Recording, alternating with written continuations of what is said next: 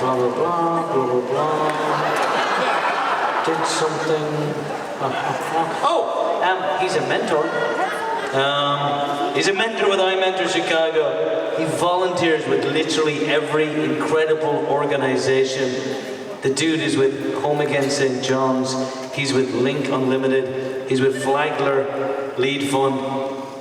This, ladies and gentlemen, is one awesome freaking dude. If all of us could do and give and volunteer as much as this man, we would be much better freaking human beings. This is Jonathan Eisler, living today with the end in mind.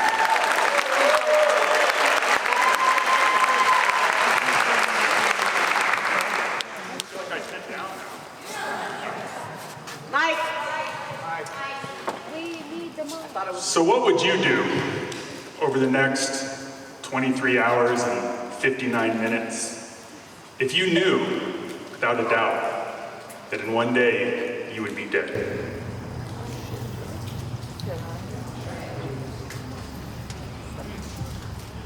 The first time I contemplated that question was a little over 2 decades ago when, as a young student at Flagler College, over the course of 10 short days, I lost 7 close friends in unrelated tragic events. It was an intense time of reflection and questioning about life and its impermanent nature.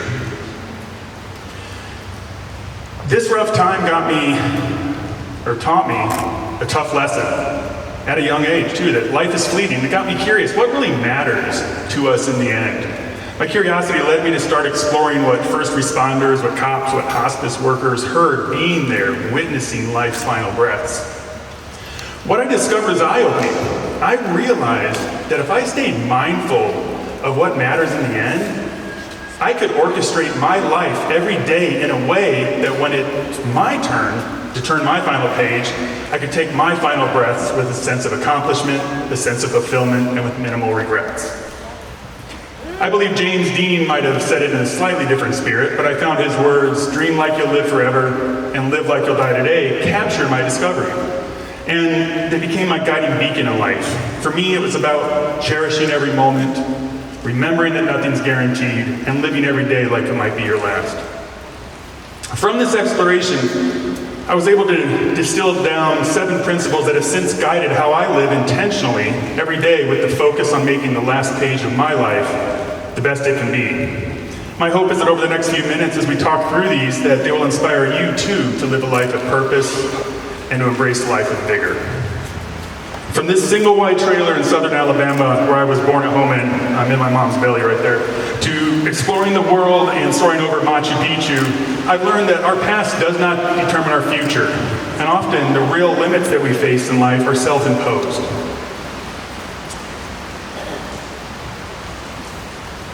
Accepting that nothing is permanent, not the good nor the bad, has helped me to cherish every moment and also stay resilient through the tough times.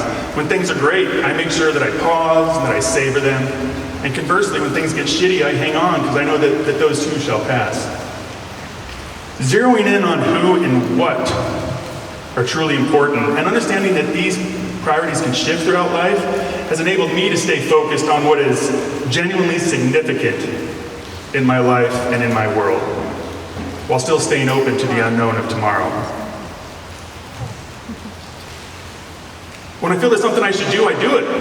For the hourglass tattoo on my right tricep here, I don't want any shoulds in my past, because I know that taking action, even in the smallest ways, creates a life of achievement, and it helps to dial down regrets.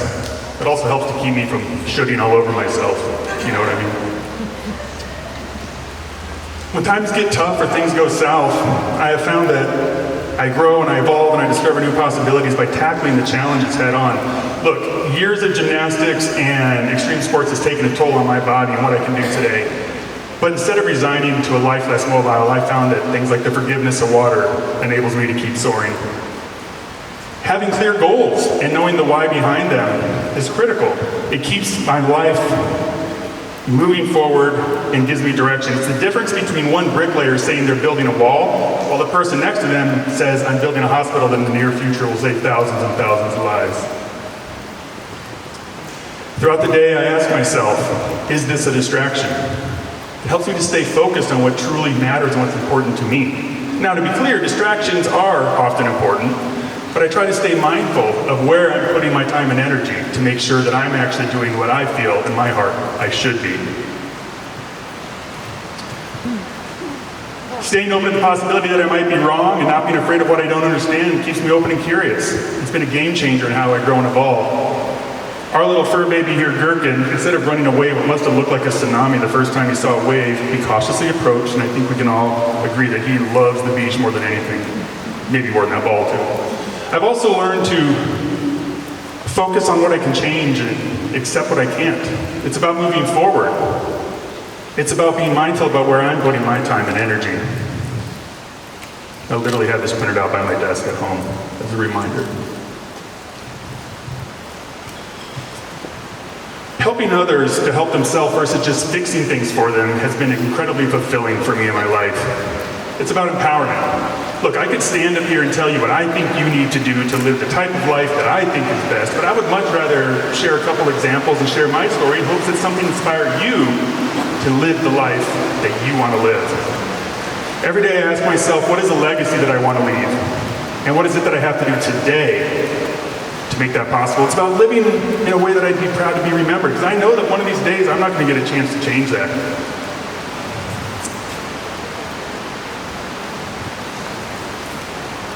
Our life is like a book that is yet to be fully written. There is no table of contents, and there are no page numbers. This means that as we flip through our life, writing the story as we go, we never know when we're going to reach our final page. But one thing I know is all of us in here are going to reach that final page. So remembering that tomorrow is not guaranteed, I find myself reflecting daily on the way that we interact with the world around us, the way that we treat the people in our lives, and how we interpret our experiences. And to me, all of this seems to hinge on the amount of time we think we have left. So I implore all of us, let's not forget. Let's live every day like it's our last, embracing the uncertainty of tomorrow. And in closing, I circle back to my initial question. If you knew you had 23 hours and 59 minutes left to live, what would you do? Who would you reach out to? What would you say? What would you do today to craft the legacy that you want to leave? Thank you.